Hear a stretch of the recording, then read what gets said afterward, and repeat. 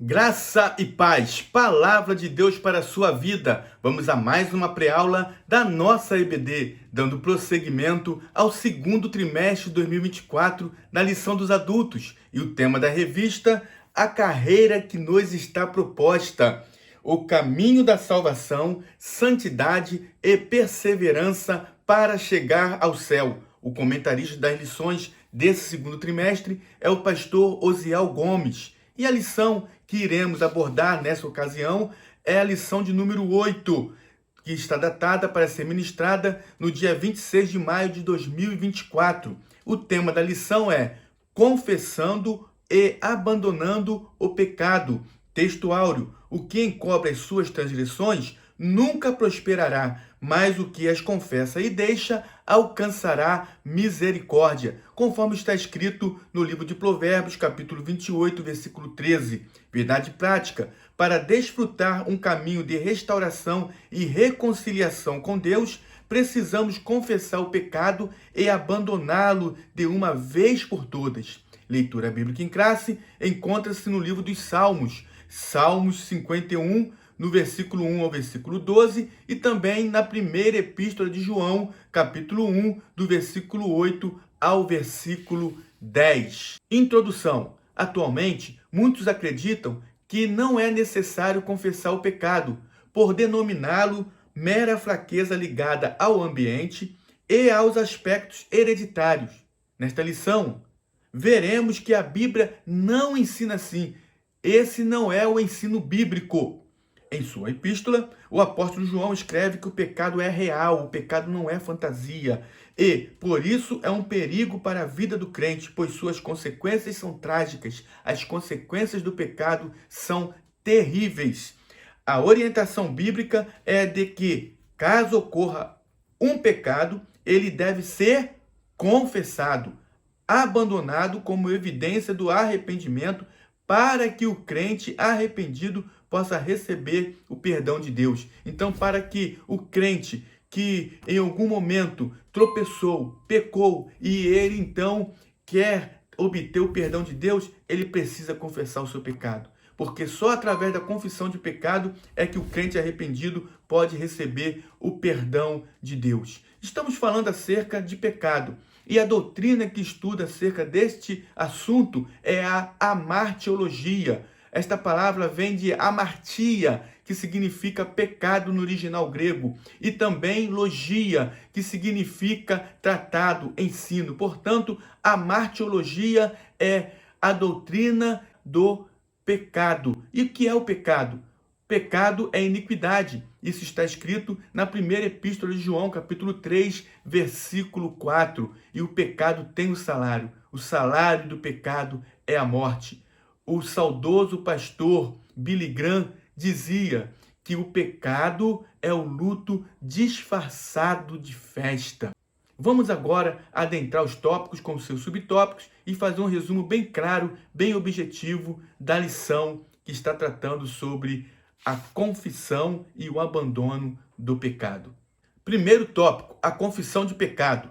Primeiro subtópico, definição.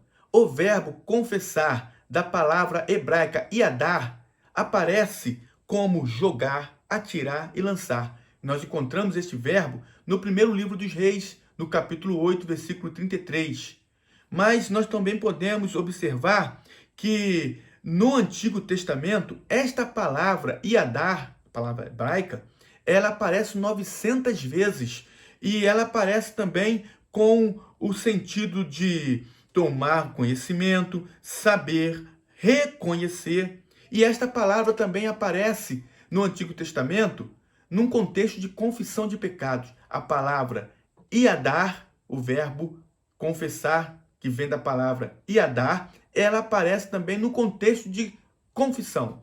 E isso nós podemos ver no Salmo 32, no versículo 5. Salmo 32, 5 diz assim: confessei-te o meu pecado e a minha maldade não encobri. Dizia eu, confessarei ao Senhor as minhas transgressões e tu perdoaste a maldade no meu pecado. Confessar aqui e confessarei é o hebraico yadar. Agora nós observamos que no Novo Testamento, o verbo grego para confessar é homologel, que significa concordar com, consentir, conceder. Essa palavra é composta da raiz homo, junto de pessoas reunidas, e de logos, do ato de falar. A palavra homologel ocorre 25 vezes no Novo Testamento. E onde nós podemos tomar como exemplo que esta palavra aparece? Podemos ver Romanos capítulo 10, versículo 9. Carta de Paulo aos Romanos, capítulo 10, versículo 9, diz assim a palavra do Senhor: a saber, se com a tua boca confessares ao Senhor Jesus e em teu coração creres que Deus o ressuscitou dos mortos, serás salvo. Esta palavra confessares é a palavra homologel no grego. Esta palavra que aparece 25 vezes no Novo Testamento. Podemos dizer que confessar, tanto no Antigo quanto no Novo Testamento, é uma maneira de declarar o que se crê ou sabe. É uma maneira de declarar aquilo que se crê. Quando aceitamos Jesus, nós confessamos Jesus como nosso Senhor. E aquilo que se sabe. O homem sabe que ele é pecador, ele precisa confessar o seu pecado para que ele possa obter o perdão da parte de Deus. Vamos agora ao segundo subtópico. Segundo subtópico, a confissão bíblica de pecado. O ensino bíblico geral acerca da confissão do pecado traz a ideia de reconhecê-lo e fazer a sua confissão.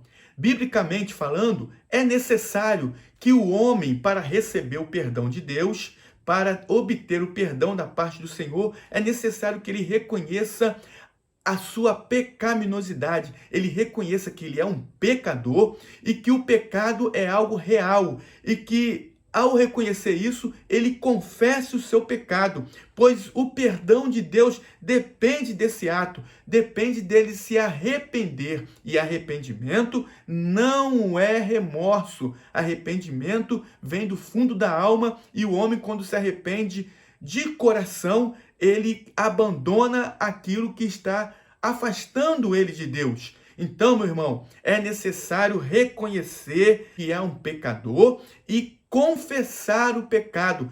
Este é o ensino bíblico concernente à confissão. Somente assim o homem alcança o perdão do seu pecado diante de Deus, porque para que ele seja perdoado é necessário que ele realize esse ato de confissão, conforme está escrito em Salmo 32, versículo 5, e também na primeira epístola de João, capítulo 1, versículo 9. E eu quero ler para os irmãos. João, capítulo 1, versículo 9, diz assim: se confessarmos nossos pecados, ele é fiel e justo para nos perdoar os pecados e nos purificar de toda a injustiça. Observe o que diz a palavra: se confessarmos os nossos pecados, se confessarmos, ele é fiel e justo para perdoar os pecados, para nos perdoar. Então, meu irmão, é necessário confessar o pecado. É importante ressaltarmos que, de acordo com o ensino bíblico, era tão somente depois da confissão de pecado, que o homem tinha novamente uma intimidade, uma comunhão perfeita com Deus.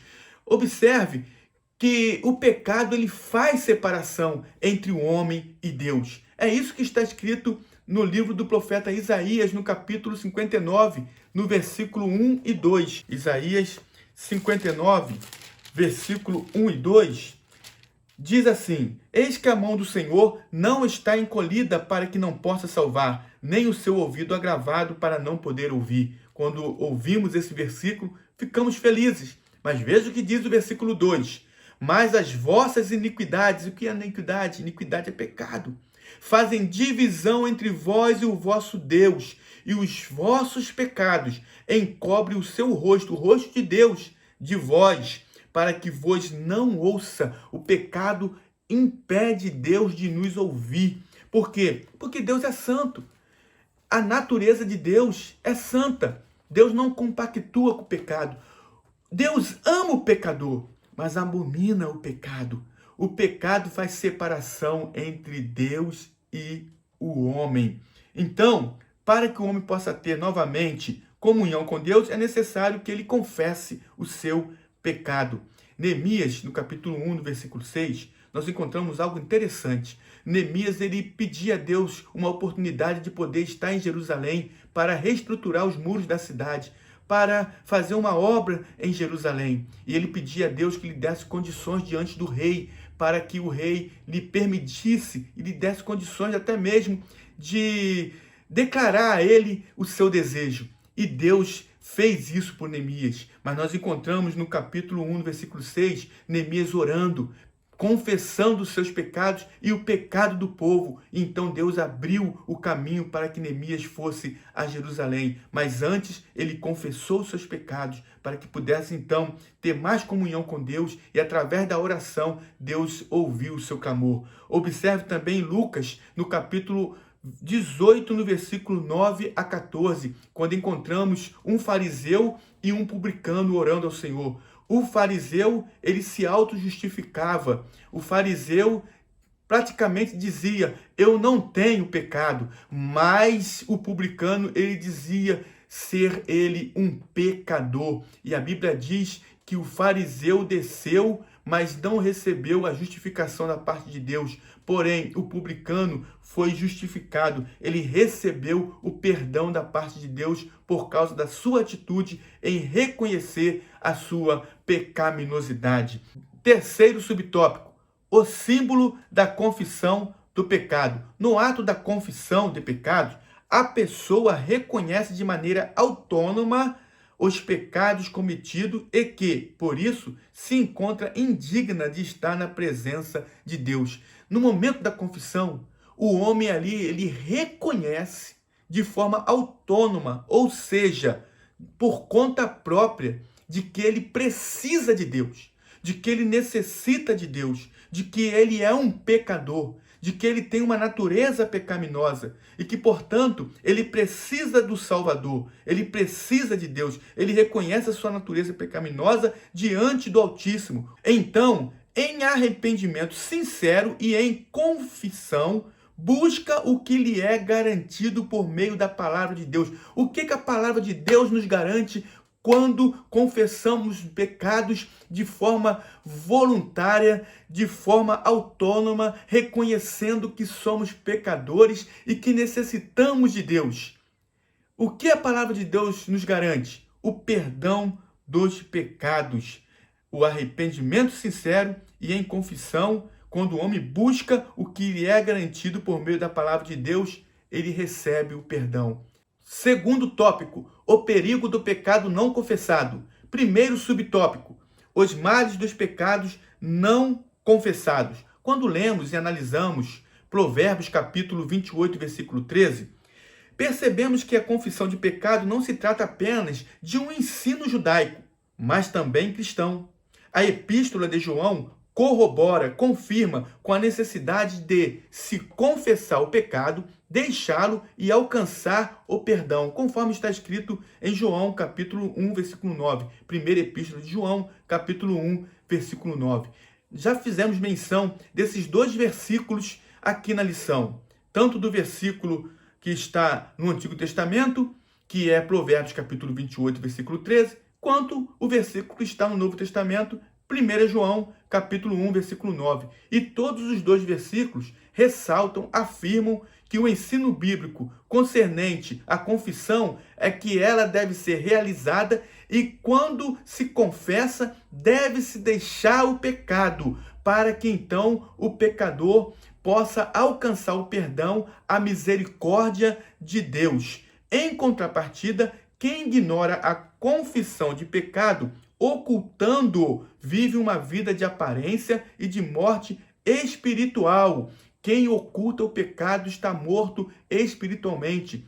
Tem pessoas que participam do culto, está junto conosco, mas está morto espiritualmente, porque ainda não confessou o pecado que está oculto. Isso é muito sério. Isso é muito sério. A Bíblia diz que pecado confessado é pecado perdoado. Agora, pecado oculto, a consequência, como lemos lá na introdução, a consequência é trágica. Então, meu irmão, é necessário ter cuidado. Quem vive uma vida ocultando o pecado, vive uma vida de aparência e de morte espiritual, semelhante ao que os nossos primeiros pais, Adão e Eva, viveram ao tentar ocultar os seus pecados diante de Deus. Adão e Eva tentaram ocultar, se escondendo de Deus. Alguém pode se esconder de Deus? Ninguém pode se esconder de Deus. Deus está em todo lugar. Na pessoa bendita do Espírito Santo, Deus é onipresente. Ninguém se esconde de Deus. Não tem como ocultar nada de Deus, porque Ele é onisciente, Ele conhece todas as coisas. Adão e Eva tentaram se esconder, mas não conseguiram. Jamais conseguiriam. Jamais o homem consegue esconder de Deus o que está na sua alma, o que está na sua essência. O homem que está em pecado, ocultando o pecado, ele pode ocultar do pastor, ele pode ocultar da igreja, mas de Deus ele não oculta. Já falamos, a consequência é terrível. Segundo subtópico, as consequências do pecado de Adão e Eva. Vamos ver agora as consequências do pecado. A realidade bíblica do pecado pode ser vista no primeiro casal, Adão e Eva, quando pecou e, por isso, recebeu sentenças devidas. Isso está em Gênesis capítulo 3, do versículo 14 a 19. Adão e Eva estavam no jardim do Éden, na dispensação da inocência, mas eles escolheram entrar pela porta errada, desobedecendo a voz de Deus, a lei moral de Deus. Eles cometeram uma iniquidade, quebraram a aliança, quebraram o pacto com Deus. E por isso eles sofreram consequências, sentenças devidas, conforme está escrito em Gênesis capítulo 3, do versículo 14 e 19. Além disso, nossos primeiros pais perderam o direito de viver no ambiente mais perfeito e belo que Deus criou, o Jardim do Éden. A Bíblia diz em Gênesis capítulo 3, versículo 24, que Adão e Eva foram lançados para fora do jardim. Por isso, na vida de Adão e Eva, há consequências trágicas do pecado, tais como a alteração da condição física de ambos, a transição da natureza imortal para mortal. E aqui nós queremos destacar essa observação do comentarista pastor Osiel Gomes, dizendo que o homem ele foi criado à imagem e semelhança de Deus, mas por ter desobedecido à voz de Deus e ter cometido o primeiro pecado que nós conhecemos como pecado original, junto com o pecado veio a morte, tanto espiritual quanto a morte física. Então o homem que antes era imortal, a partir do pecado de Adão e Eva, o homem passou a ser mortal. Essa é uma das consequências do pecado. Assim, sabemos que as consequências do pecado de nossos primeiros pais não se limitaram a eles, mas perpassaram a todo o gênero humano e natural, conforme está escrito em Romanos capítulo 5, versículo 12 e 14. Por ser o representante da humanidade, Adão, ele ao quebrar a aliança com Deus, agora, a partir do pecado original, todos os homens passaram a nascer com uma natureza pecaminosa, com um estigma do pecado. Por ele ser o representante de toda a humanidade, todos pecaram em Adão. Por isso que a Bíblia diz em Romanos capítulo 3, 23, porque todos pecaram e destituídos estão da glória de Deus. Mas Romanos capítulo 5, carta de Paulo aos Romanos, capítulo 5, no versículo 12, diz assim: pelo que, como por um homem entrou o pecado no mundo, e pelo pecado a morte, assim também a morte passou a todos os homens, por isso que todos pecaram. Observe o que está escrito em Romanos capítulo 5, versículo 12. Pelo que, como por um homem, Adão, entrou o pecado no mundo, e pelo pecado a morte, assim também a morte passou a todos os homens, por isso que todos pecaram. Então, meu irmão, a consequência do pecado é muito grave. O pecado trouxe morte física, trouxe morte espiritual. O pecado trouxe separação do homem para com o seu Deus. O pecado trouxe medo e vergonha, porque quando eles pecam, Adão e Eva pecam, a Bíblia diz que eles tiveram vergonha. Eles reconheceram que estavam nus, tiveram vergonha, tiveram medo de Deus. O pecado, ele traz medo de Deus, porque o homem, quando está na presença de Deus, ele não tem medo de Deus, ele tem temor de Deus. Ele reconhece que Deus é Deus, que Deus é poderoso, que Deus é magnificente, que Deus é tremendo. Mas ele não tem medo de Deus. Mas quando o homem está em estado de pecado, ele tem medo de Deus. Porque o pecado, ele traz medo, traz vergonha. O pecado, ele traz consequências terríveis. Terceiro subtópico, as consequências do pecado de Davi. O rei Davi pagou um alto preço com o seu pecado. A Bíblia mostra que, por isso, a espada não sairia da sua casa. Nós observamos que a casa de Davi, após o seu pecado, passou a passar por momentos difíceis. Observe que um de seus filhos, chamado Amnon, teve um incesto com a sua irmã Tamar. Observe que Absalão tentou tirar o trono do próprio pai, o trono de Davi. E tudo isso foi consequência do pecado que Davi cometeu. Os capítulos 11 e 12 de 2 Samuel revelam o conflito e o senso de culpa que marcavam a vida de um homem que, por certo tempo, ocultou o seu pecado, trazendo-lhe enfermidades morais e aflição que o levavam a gemidos. E isso nós vamos ver no Salmo 32. Agora observe bem, Davi ele cometeu um pecado grave. Davi ele teve um adultério com Betseba. E além de adulterar com esta mulher, com Betseba, ele arma cilada para que Urias, o esposo de Betseba, fosse morto em uma batalha. Davi, ele tinha um pecado terrível que ele ocultava, mas de Deus ninguém se esconde. Deus, como ele sabia de tudo que estava acontecendo, ele prepara para Davi uma grande surpresa. Vamos ler isso? Isso está no segundo livro de Samuel, capítulo 12. Segundo livro de Samuel, vamos lá. Segundo livro de Samuel, capítulo 12. Nós vamos encontrar uma grande surpresa que Davi teve através do profeta Natã. Veja o que diz.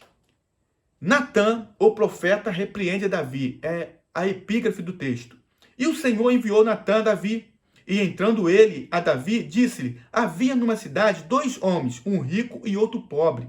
O rico tinha muitíssimas ovelhas e vacas. Esse é Davi.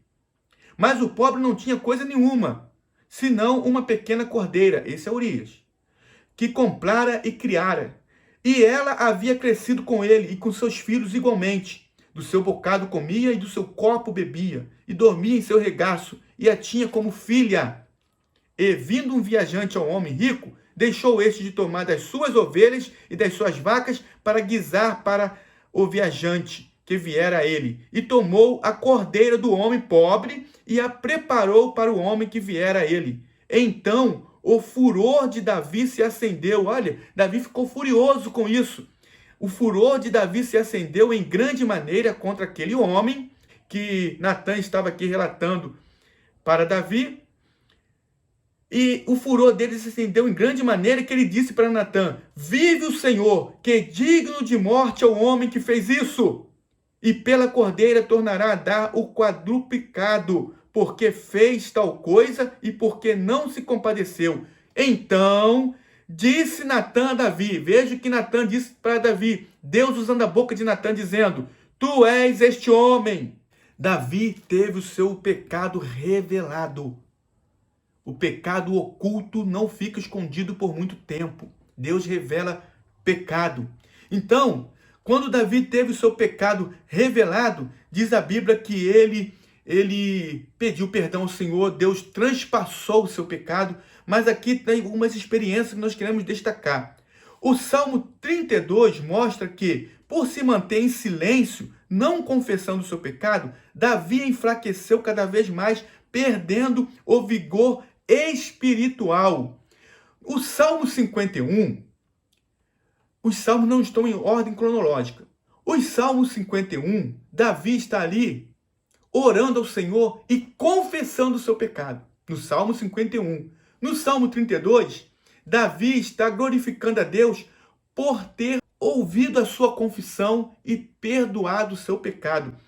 E Davi aqui no Salmo 32, versículo 2 a 4, ele diz como que ele estava antes do seu pecado ser perdoado. Vamos lá? Salmo 32,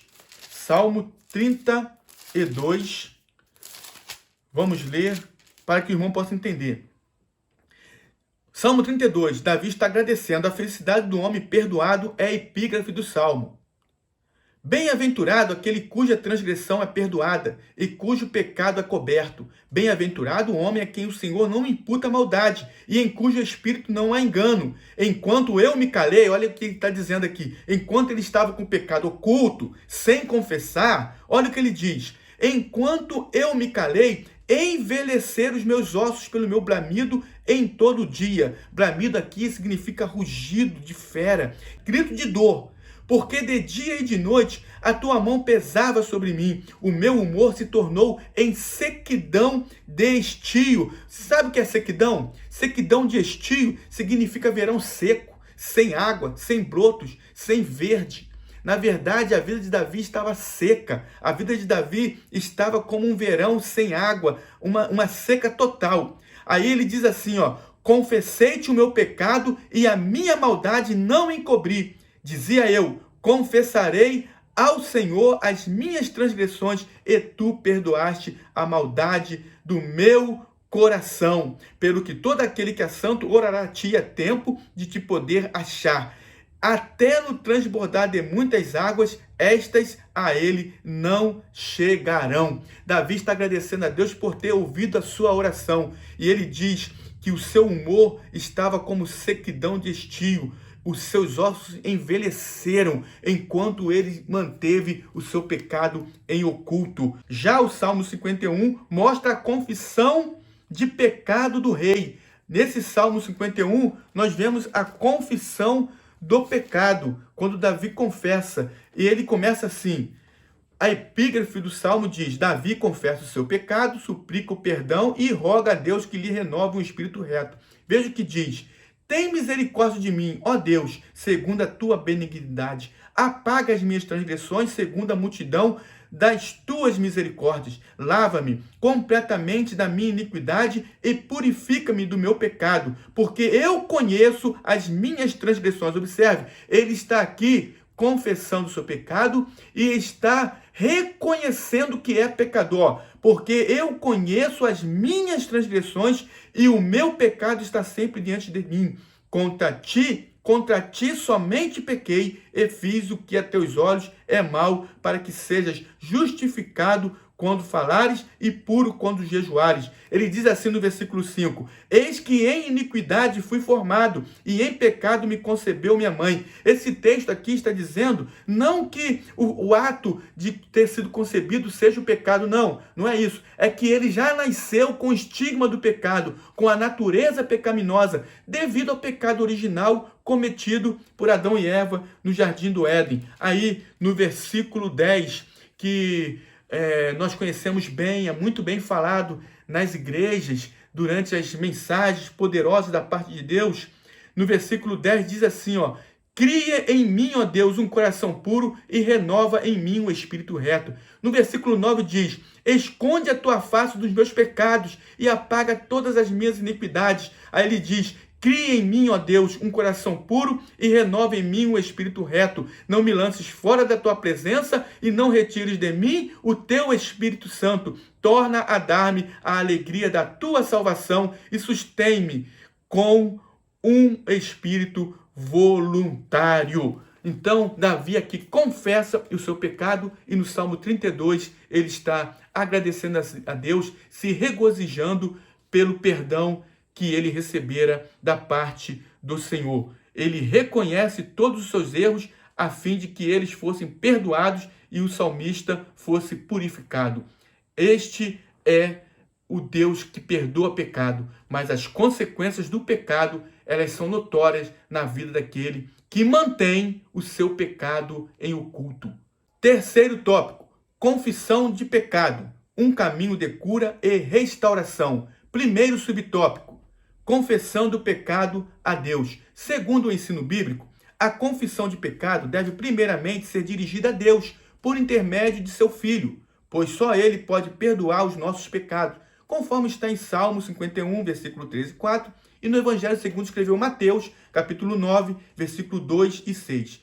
Ao longo do seu ministério, o Senhor Jesus disse à mulher pecadora: os teus pecados te são perdoados, conforme está em Lucas, capítulo 7, versículo 48. Aqui trata-se da pecadora que ungiu os pés de Jesus e ela teve os seus pecados perdoados pelo Mestre. Precisamos confessar os pecados por intermédio de Jesus, até porque a Bíblia diz, e está registrado na primeira epístola de Paulo a Timóteo, capítulo 2, versículo 5, que há um só Deus e um só mediador entre Deus e os homens, Jesus Cristo, homem. Também está escrito na primeira epístola de João, capítulo 2, versículo 1, diz assim: meus filhinhos, estas coisas vos escrevo para que não pequeis, e, se alguém pecar, temos um advogado para com o Pai, Jesus Cristo, o justo. Perdoar pecado é uma prerrogativa de Deus Pai, por intermédio do Senhor Jesus Cristo, mediante a sua obra no Calvário. Glória a Deus. Aleluia. Segundo subtópico, alcançando cura e restauração. O texto áureo da presente lição nos lembra que ocultar o pecado é decidir por trilhar uma jornada de sofrimento espiritual e emocional. Quem oculta o pecado vive uma vida de sofrimento, tanto espiritual quanto emocional, uma vida desgastada por causa do pecado. Ele vive uma vida irrisória, ele vive uma vida de aparência espiritual. Esta é a condição do homem que oculta, que tem um pecado oculto. Ele sofre espiritualmente e emocionalmente. Mas quem deixa de lado o orgulho e a soberba para trilhar o caminho humilde da confissão de pecado, vive uma vida mais leve, mais tranquila, uma vida onde ele tem intimidade com Deus. Ele vive uma vida de bênção, de vitória. Agora, observe bem o que o comentarista pastor Osiel Gomes destaca. Não há nada mais restaurador que desfrutar das misericórdias do Senhor. Não há nada mais restaurador do que isso. E eu vou repetir aqui Provérbios 28:13. O que encobre as suas transgressões nunca prosperará, mas o que a confessa e deixa alcançará misericórdia. Meu irmão, Deus é misericordioso. No Salmo 100, Salmo 100, versículo 5, eu quero ler aqui para os irmãos. O Salmo 100, versículo 5, fala algo acerca da misericórdia de Deus. Salmo 100, versículo 5, diz assim: porque o Senhor é bom e eterna a sua misericórdia. A misericórdia de Deus é eterna. Deus é misericordioso. Salmo 23, versículo 6. Já estamos aqui no livro de Salmos. Salmo 23, versículo 6 diz assim: certamente que a bondade e a misericórdia me seguirão todos os dias da minha vida, e habitarei na casa do Senhor por longos dias. A misericórdia do Senhor nos seguirá todos os dias da nossa vida, uma vez que estamos na presença dele. Quem confessa o seu pecado alcança a misericórdia, mas é necessário confessar e abandonar o pecado para que possa, então, alcançar esta misericórdia. Em Lamentações, capítulo 3, versículo 22 e 23, Jeremias diz que as misericórdias do Senhor são a causa de não sermos consumidos. É ela a causa de não sermos consumidos, porque a sua misericórdia não tem fim. Novas são a cada manhã. Elas se renovam a cada manhã. As misericórdias do Senhor vão se renovando em nossa vida. Não há nada mais consolador do que confessar o pecado e deixá-lo definitivamente, pois assim encontraremos descanso para a alma. Todo esse processo de confissão e abandono do pecado revela a eficácia do ministério da reconciliação de Deus por meio de Jesus Cristo. Nós também temos esse ministério da reconciliação. Por meio de Cristo, nós fomos reconciliados com Deus. E quando o homem confessa o seu pecado, quando o homem abandona o seu pecado, esse ministério da reconciliação, ele se revela a sua eficácia. Porque por meio de Cristo somos reconciliados com Deus. Aí agora vem algo aqui muito interessante. Quem faz assim encontra o caminho de cura e restauração, conforme lemos nas palavras do salmista. Enquanto eu me calei, envelheceram os meus ossos pelo meu bramido em todo dia. Confessei-te o meu pecado e a minha maldade não encobri. Dizia eu, confessarei ao Senhor as minhas transgressões e tu perdoaste a maldade do meu pecado. Conclusão, em nossa caminhada cristã, estamos sujeitos ao pecado. Encobri-lo e viver uma vida espiritual de aparência não é uma opção bíblica para o caminho da cura e da restauração. Nessa nossa caminhada rumo ao céu, nós estamos sujeitos ao pecado. A diferença é que o cristão, o crente em Cristo Jesus, ele não tem prazer na prática do pecado, ele não planeja o pecado, ele não quer permanecer no pecado. Veja o que diz 1ª Epístola de João, capítulo 1, versículo 10. Se dissermos que não pecamos, fazemo-lo mentiroso e a sua palavra não está em nós. Agora, qual é a diferença do cristão para aquele que ainda não aceitou Jesus, concernente ao pecado? É que o cristão não quer ficar no pecado. Veja o que diz a Bíblia, capítulo 3 de 1 João, capítulo 3, versículo 9. Diz assim: qualquer que é nascido de Deus não vive na prática do pecado. Quem é nascido de Deus não vive na prática do pecado. Veja o que diz ainda 1ª Epístola de João, capítulo 5, versículo 18. Diz assim: sabemos que todo aquele que é nascido de Deus não vive pecando.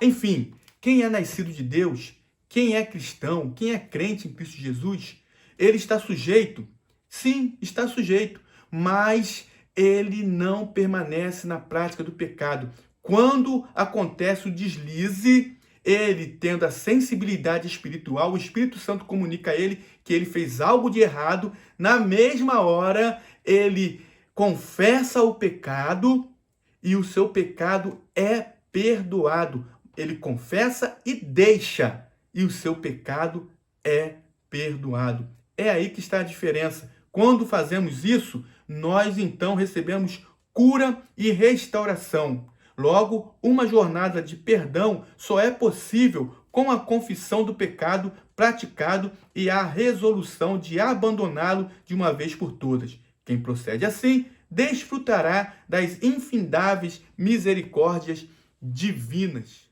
Eu quero agradecer a Deus pela sua vida, você que está assistindo às lições da nossa EBD. Eu quero agradecer a Deus porque você está colaborando para que a palavra de Deus seja divulgada, e esse é o objetivo do canal. Você que ainda não se inscreveu em nosso canal, inscreva-se em nosso canal, ative o sininho em todas as notificações, dê o seu melhor like, compartilhe o vídeo, nos ajude a oração, assista os vídeos, as lições anteriores. E Deus abençoe a sua vida, Deus abençoe a sua família.